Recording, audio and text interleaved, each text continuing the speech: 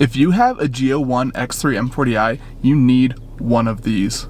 This is my MG Flasher tune, and I have put over 50,000 miles on my car with this tune installed, and I'm gonna tell you why this is one of the best tunes you can get for your car. Let's get into it. That's right, I put over 50,000 miles on my car with this tune installed.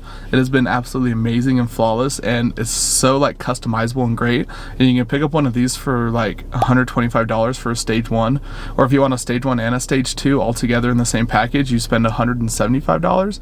Then you can have both maps, so then as you upgrade your car and you can move it up to a stage 2, it's awesome. Like, you don't have to like buy more licenses, all that stuff. And to get the stage 2 tune, you have to upgrade you have to put a high pressure fuel pump in the car.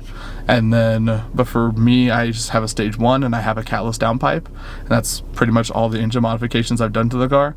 And with this stage 1 tune, it gave me an extra 80 horsepower and I think another 90 pound-feet of torque. So it put the car up to 420 horsepower and also 436 pound-feet of torque, which is friggin' awesome. And I think the car's running like in under 4 seconds 0 to 60 now.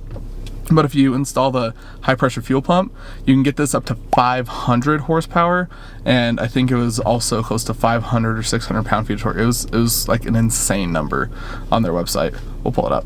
It's a relatively cheap tune that works great and it's super customizable. So I'm gonna pull up my tuner and just show you how to run everything, how to download a new tune, how to flash the ECU. And I'm literally just sitting in a random just like road in my town, and it'll show you that you can just map this however you want, anywhere you want. As long as you just have service on your phone, you can remap and change the whole dynamic of your car.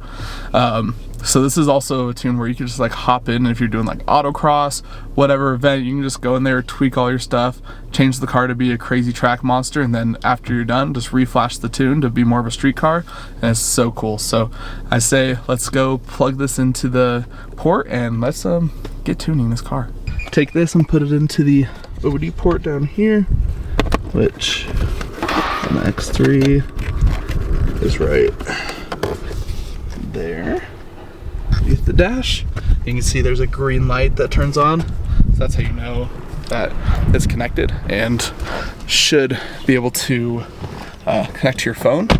So after you get the tuner installed in the OBD port, you have to turn your car into diagnostic mode, and how you do that is you click the power button 3 times. You come in here, you tap this 3 times, and then it'll pop up diagnostic mode right there.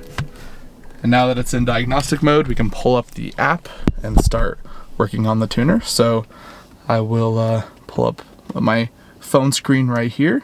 So after you turn the car into diagnostic mode, have the thing plugged in, you want to go to your Wi-Fi and connect to the MG Flasher that pops up. And then you want to go to the app and pull it up. It's gonna sync all your data. When you get the thing, when you get the tuner, you're gonna be making an account and everything like that. So set all that up. And then that's what it'll tie your tune and your maps to with your account. Now you can see it's activated, got all the stuff, and have my custom code on there, has the VIN of my car, what engine is in it, and all the maps. And also they release updates every so often, so make sure you just open up your app like periodically, and if it has an update, then you just reflash it real quick and then it updates it. So now I can click open car, and you can see I have the stage 1, stage 2, custom map, stage 2.5, so I have everything. I spent the $175 to get both maps, or all 3 maps. And so we're going to be clicking on the view of the stage 1. So it lists right here everything that comes with the stage 1 tune. You get the power increase to 425 horsepower and 450 pound-feet of torque. And if you have those other like particulate filters, you only go up to 410. And it does recommend getting a transmission tune. I do want to get an XHP transmission tune. I don't have one, but I would like to get it because I've heard it just makes a world of difference. And this one actually, if you see right here in the middle, is optimized for XHP, so that's awesome.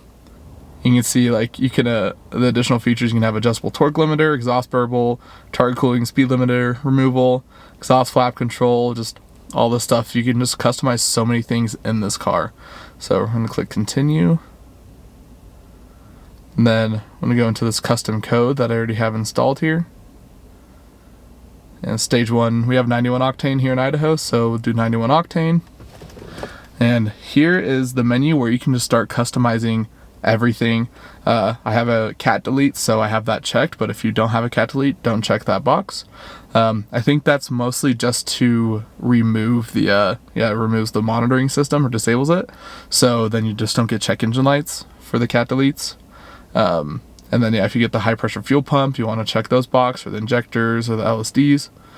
And then you can also cold start delete, so if you want just to like have it not rev up high in the mornings and like control how loud it goes, you can take off your cold start. For me, I have the speed limiter delete because the X3 is limited to 131. I never go over that. I've gone 134 once, but but if you don't want to have that 130, that governor at 131, then you can take that off.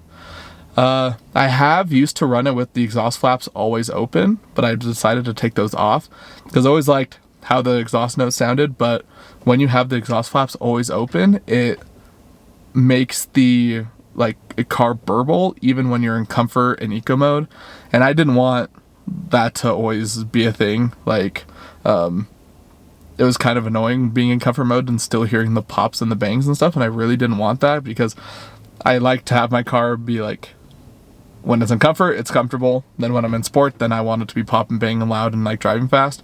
And I've always loved how this car, I've always called it my bipolar car because it can do both. It can be comfortable and then be fast and crazy and loud. And so when I had the exhaust flaps always open, it just constantly burbled, and I just didn't like that. So I take that off. You can leave that on if you want, but I keep it off just because I like my comfort and my eco mode to kind of stay more quiet. But then when I'm feeling it, pop into sport mode, and then it burbles like crazy. The radiator fan's always open. I don't have radiator fans on the front anymore, but if you do, you can just click that button and it will keep them open for you. Sport gauge power, I put that on and I flashed it and I don't see anything, so I'm not sure if this is for my model year because I don't see where a sport gauge came up after flashing it. So I'm actually going to take that one off because I don't know why it's there, but I guess on a car that it could show up on, if you click this setting, you can have it show what units of horsepower it has up there. I don't know. Yeah, I haven't been able to find where this sport gauge is, but if you know down below, let me know. And then the burble, and then you put on a crazy burble tune on here, and you can actually adjust a lot in here. So you have the aggressiveness, how fast you want the burbles to happen, so you can go all the way down to OEM to up to 4 seconds, but I set mine to about 1.5, so that means when you pull off the accelerator, the burbles are going to only last for 1.5 seconds. And then, but you can adjust it too for which sport modes you are in. So for Sport Plus, you can have a different burble if you want it to be more aggressive than if it's in just normal sport. You can have your RPM minimum, so how low you want your car to be able to start burbling, and then how high, so anything after 5,500 it'll stop burbling, or if you want anything higher than 1,500, so if you just want to drive around in low RPMs and not worry about burbles, you don't have to worry about it. And then once you get over 3,000, if you want to change it to 3, then your car won't burble till that point, which if you want to keep it nice around town and then only burble when you're more pushing it, you can totally adjust that. I'll put mine to 2,000. And I kind of like the high burbles because they're super aggressive. You can set a speed minimum too, so if you don't want it to burble, like you said, when you're driving around in town, you can set it to 80 kilometers an hour, and that'll keep everything below 40 miles an hour, away from burbling. Or you can do 60 kilometers an hour and then go up to 150. So if you're not just going crazy on a track or a highway, it's not going to burble. And so yeah, it's just really cool how you can do that. If you want the burbles on upshift, so it even says in there shift fart. I feel like this car already does it stock pretty well, so I've never been I need to have that. And then you can have the flame map, which I have never trusted myself to run the flame map, and I haven't wanted to try, just can't afford to blow up this car. Not running the flame map, but I've actually got some crazy flames out of this car after I've tuned it. I had the aggressiveness turned up to 100% and went driving, and this thing shot 2-foot flames out the back. So I'll put that video right here.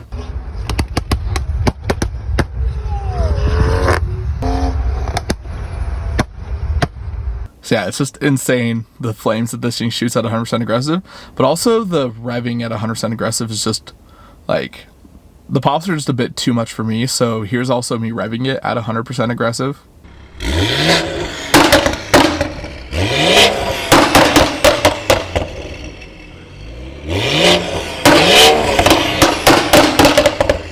And it just sounds like complete gunshots. Like, I almost felt embarrassed driving around with it like that. So I set my aggressiveness to 20%. When you get the car warm and get to the high RPMs, it sounds great still. But when you're in like the low RPMs and just driving around town, but you're still in sport mode, it's not like offensively loud. So aggressiveness at 20% is probably my favorite spot to keep it at.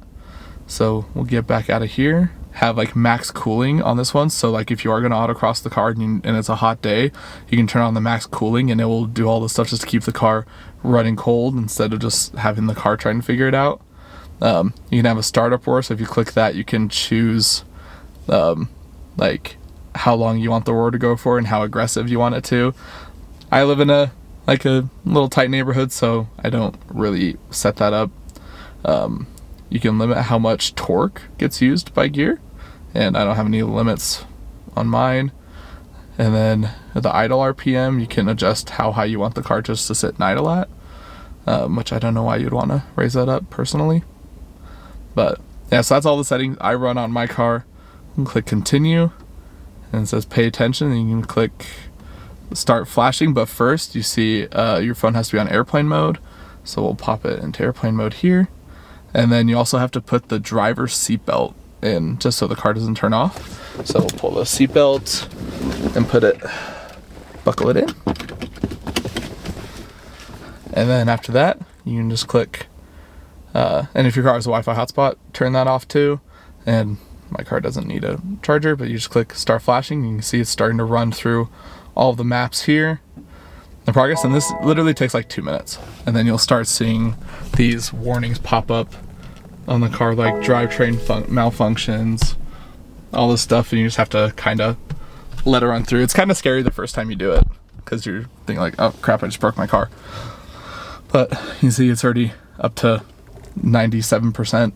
It's a really fast tune on here, and it's gonna sit at 100% for a while, so 100% is like not really 100%. And yeah, it's saying like not possible to change gear positions, check engine light popped up, all this stuff. So just let it run through its thing.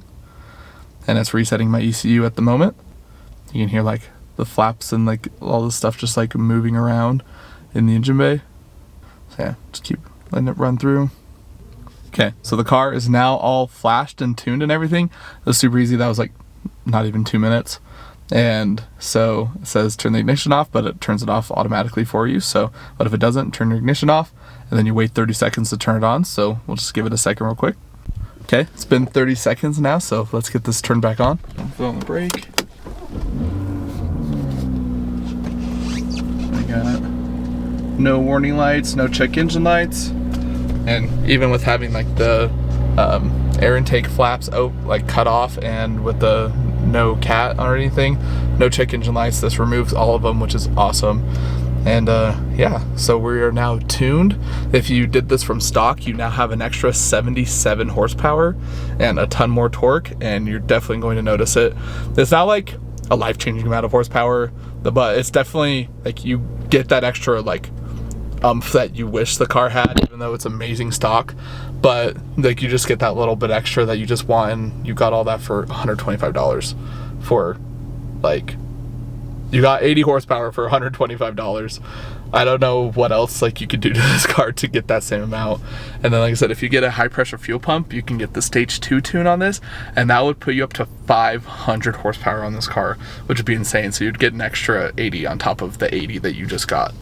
So let's go take this for a real quick drive and just see how it feels. Let's go.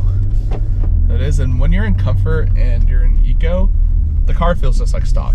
Like it's really not like that much different, but sport is where you notice the extra 80 horsepower for sure.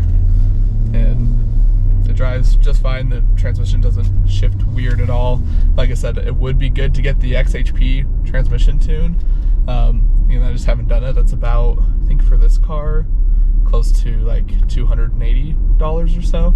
So maybe I will invest into one of those later, because it just, I guess, makes the transmission just shift and handle the power a lot better.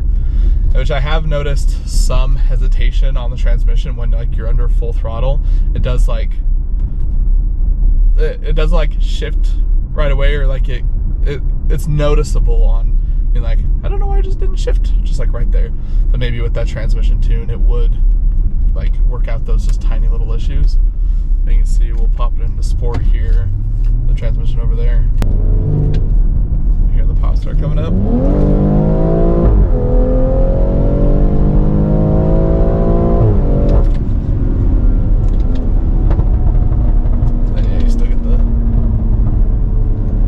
Pops, but they're not crazy loud or aggressive because we adjusted the aggressiveness on them.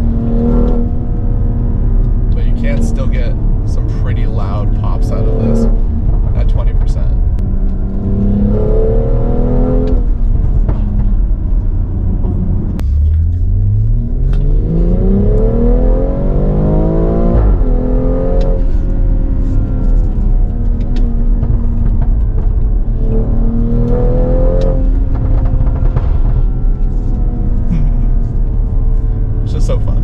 But let's do a quick launch control. So to do launch control of the car, you put it into Sport Plus, Sport 1, and then turn the traction control off right here. We'll go pull onto the road. And then you just mash the throttle, mash the brake, build up the RPMs, and just,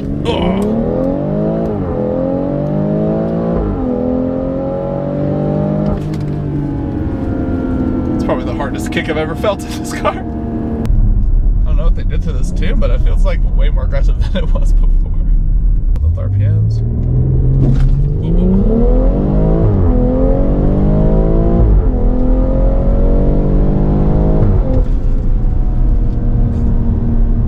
I don't know why, but this is just digging so much harder than it used to.